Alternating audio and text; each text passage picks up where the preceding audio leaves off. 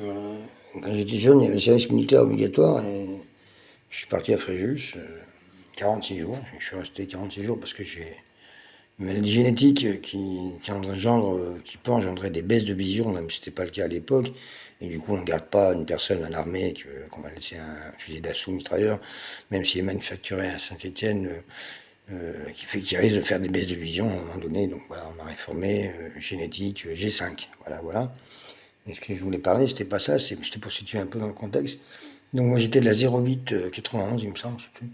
Mais la 08, c'est toujours à l'époque, c'était des gens qui finissaient leurs études. Moi j'avais un CAP, un gars qui était peintre aussi, moi j'avais un CAP dans la sécurité incendie, un gars qui était peintre, tous les autres appelés du contingent. Donc j'étais au 21e RIMA, je crois que c'était le 4e à côté, je confonds un peu, hein, il y a 30 ans, hein, bon, bref.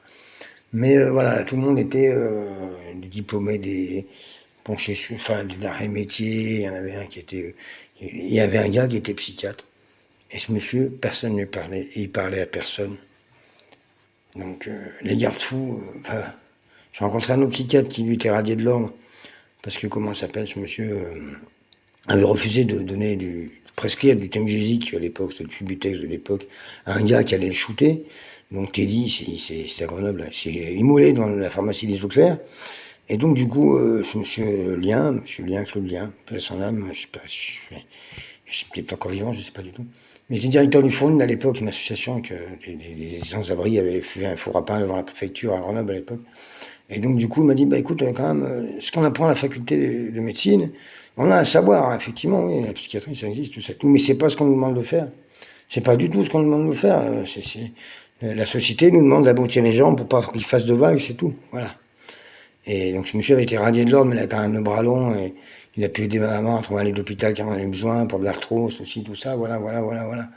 Et il faut aussi dire, en parlant de la psychiatrie, c'est que en 1981, Mitterrand a créé les CMP, les centres médico-psychologiques. Parce que, enfin, en milieu ouvert, elle a créé la psychiatrie en milieu ouvert, parce qu'à l'époque, c'était en termes psychiatrique, tu étais enfermé à vie, en fait. Hein. Voilà, même si t'étais pas très dangereux ni rien, ou quoi, c'était comme ça. Et il y avait un psychiatre qui avait abusé de son pouvoir, qui avait fait enfermer l'époux de sa maîtresse. Et ce monsieur, quand il a été muté, et on a vu qu'il y avait un gars qui était dit, qu'est-ce qu'il fout là, tu sais, c'est bizarre, il a le même nom que la maîtresse du qui est parti là et tout. Là. Donc bon, on l'a réveillé, on a attendu qu'il se réveille plutôt. Et c'était abouti par des médicaments, soi-disant des médicaments qui, à mon avis, dans quelques années, seront considérés comme de la torture. Hein, faut pas déconner. Ah, il y a besoin de garde-fous, et vraiment les gens qui sont fous ou dangereux. Je ne nie pas cela, mais néanmoins, ce que je veux vous dire, c'est que voilà, le psychiatre de l'époque qui avait fait enfermer l'époux de sa maîtresse, ça a fait scandale. Mitterrand venait de prendre le pouvoir. Ben, il a été élu. Hein. Et donc, du coup, les charges